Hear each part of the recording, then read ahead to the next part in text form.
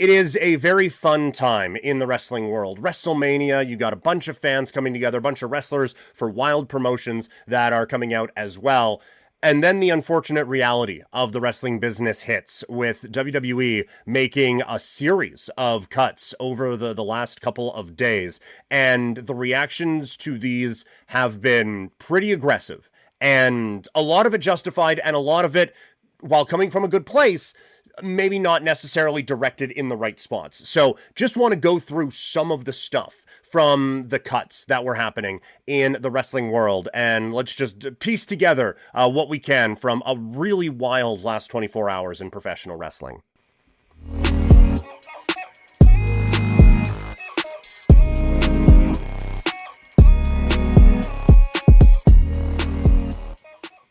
So, the first thing I want to say about all of these, because there are some opinions that I have on this whole thing that will likely make me seem like a bit of an asshole. So I just want to state and make it abundantly clear that first and foremost, all of this sucks. You have performers who have had their dreams taken away. You've had performers have their livelihoods taken away. And while we do believe that there could be a pretty good landing spot for a lot of them, this is a time of uncertainty, and it is not a fun one. And I just want to state, like, the first and foremost with all of this is that it sucks, whether it's a dream job or just a job, to have it kind of taken away from you in such a public fashion, too, would not be a very fun way to have your life kind of put out there. And so I just want to say, first and foremost, that it sucks. And from an overall, like, WWE standpoint, you look at some of the talent here, and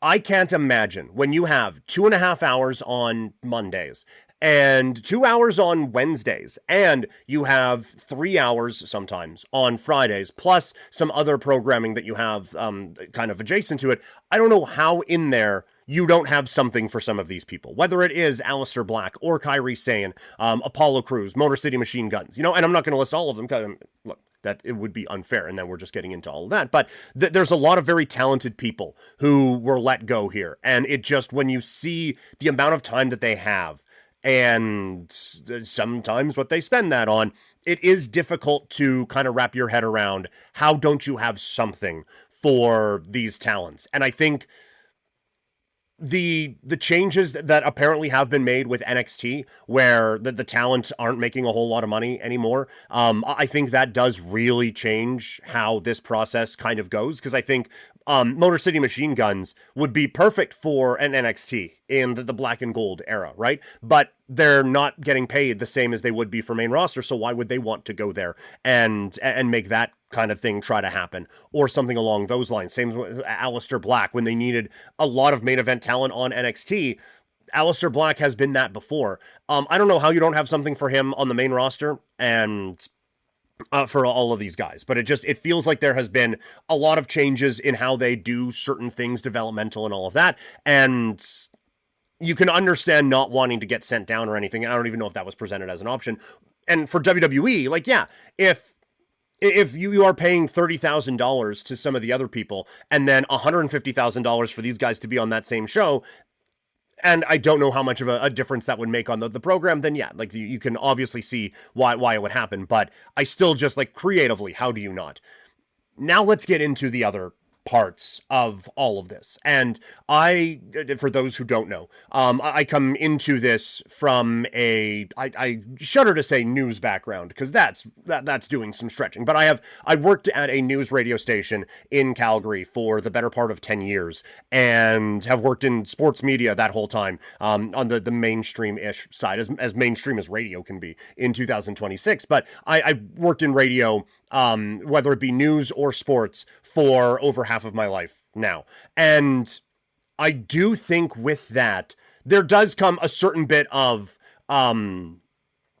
just almost dead to the world with some of these things. And you like, when you're covering stuff like murder and all of that all the time, you do, I want to say, you put things into perspective, but you can kind of overdo it on that end and forget about some of the human aspects of some of this. But there is also a level of, like, seeing how a lot of this stuff can get covered.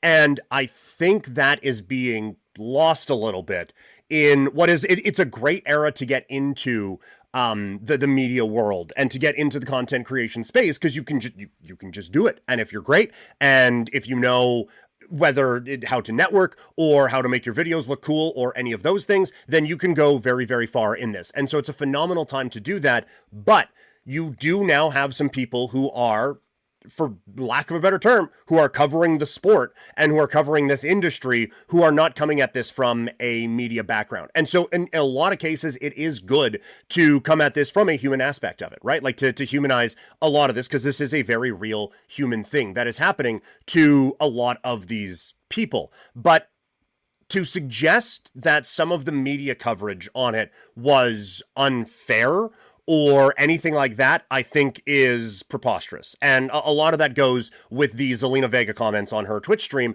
about Sean Ross Sapp. Firstly, I find it insane that people are going after Sean Ross Sapp, but not those who clip the Zelina Vega comments from her Twitch stream themselves and are spreading that out there without Zelina getting any credit for any of it. Now, you know who she is, and it's not difficult to find that, but still, I would have more of a problem with that than what Sean Ross Sapp did. What SRS did is his job. He is reporting on these things, and people saying like, "Oh, you're announcing all of this during SmackDown." It's like, dude, he's just reporting on the news, and this is news, you know. And like it is tough because it is real life, and I don't want to say, well, you got into a public forum, that's part of the job, because we have seen that get aggressively abused this week at WrestleMania weekend out in Las Vegas with some of the interactions with a lot of the performers out there.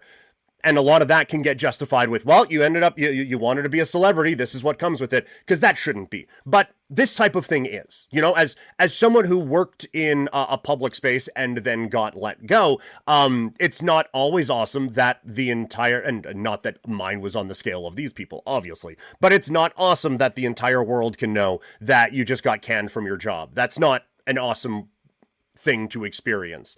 And so for Zelina, though, again, you can understand being frustrated, but to take it out on Sean Ross Sapp, who's just doing his job, I don't understand that. It is his job to report the news. And if he was reporting these things unfairly, fine. But your issue shouldn't be with him. He's doing his job. These moves are news. And honestly, if I were the performers, I'd want this to get out there as quickly as possible, so I can already get like that fan, like you look at the WWE TikTok today, every video that they put out, someone at the top is saying justice for Kairi Sane or something like that. You want to get that groundswell out there. But I do think that the frustration is a little misguided when directing it at a member of the media. Where is it coming from? You know, like when I got let go from Rogers, like you go through the whole thing, but one of the things they say is don't really tell it, like you tell your family, you know, you're not just hanging out on the couch now and not working. It's no, you'll find out later. Like you can tell like certain people around you, but don't put anything out on social media. Don't tell like a lot of the coworkers and stuff like that, because we are still doing this and we don't want people to find out that they are getting cut and have it not come from us, right? So if it was some of these things ahead of time, then that's a little weird. Like that, like if the report was WWE is planning on cutting Kairi Sane, Zelina Vega, Aleister Black, like that's shitty. That sucks, right? But if it's happened and the news is getting out there, don't shoot the messenger here. Your frustration needs to be with the people who are leaking this information to him, who are giving this information to Sean Ross Sapp. And given Zelina's reaction to it, I'm going to suggest it didn't come from her. So it is from a source or from someone in WWE, in TKO, or wherever these guys are getting it from. That should be where the frustration is. It shouldn't be with the person who is reporting the news that has been given to them. That's the job. It should be with whoever is leaking this information out there. So if Zelina wanted to announce it on her Twitch stream and to get it out there, then she should be upset with the person who got it out there first, and that's not Sean Ross Sapp. So I can understand people getting frustrated by the coverage or anything like that, but this is the media. This is the media when you are covering something that is and people can talk about wrestling quality and all of that, but this is the biggest wrestling company in the world, so the biggest wrestling journalist, or one of them, is going to cover this thing. That's how this industry works. I don't think any of the media coverage was dehumanizing or anything like that.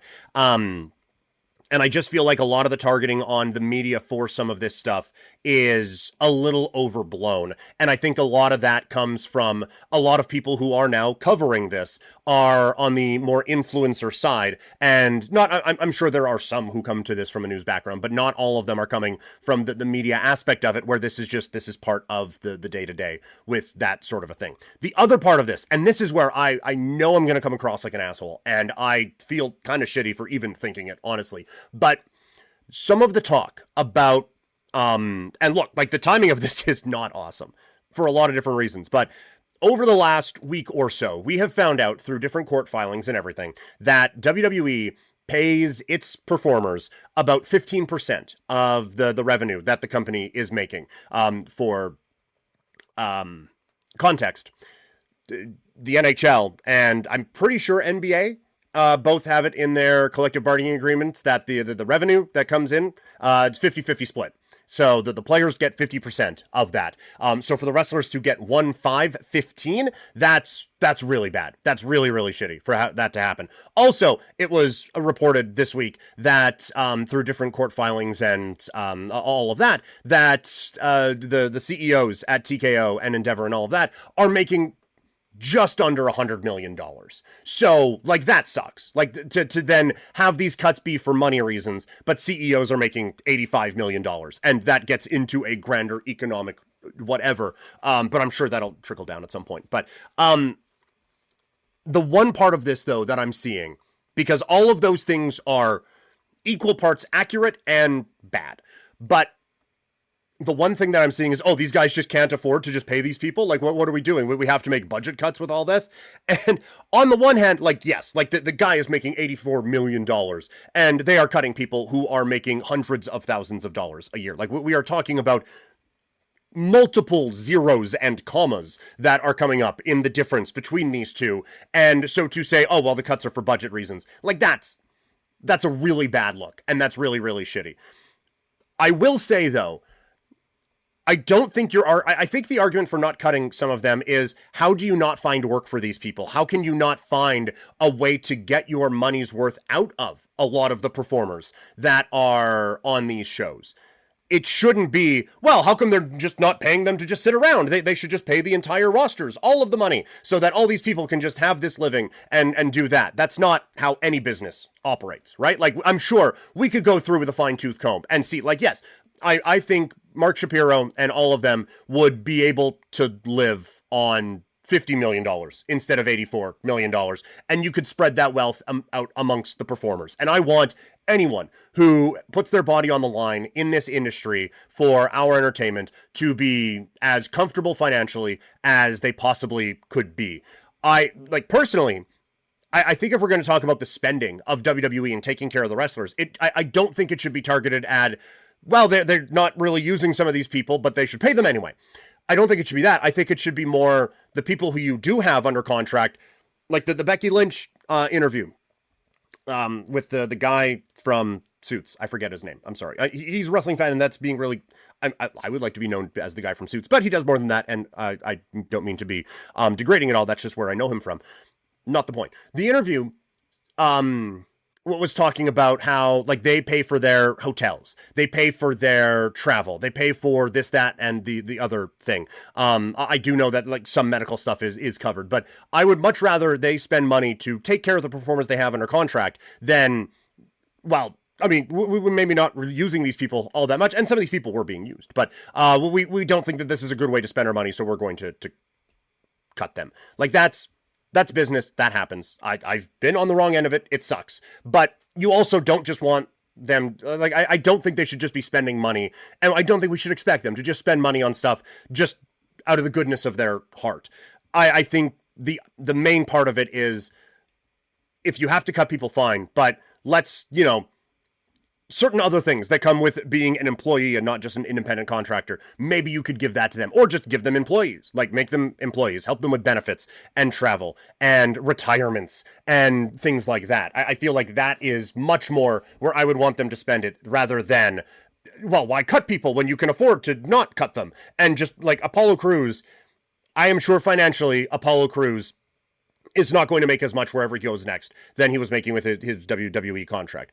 I do think Apollo Crews is going to be significantly more creatively fulfilled in his next venture than whatever he was doing in WWE wrestling Mr. Iguana on Main Event and anything like that. So I hope for the best for these people, and I hope I don't come across like too much of a heartless bastard talking about some of this stuff, but it's just something that I wanted to talk about, kind of seeing how everything kind of played out over the last little bit. I am sure there's some disagreements with what I have said. Let me know in the comments, and we can keep chatting about it there, or hit me up on social media. I am at Primetime Klein on Instagram, X, TikTok, Threads, and Blue Sky.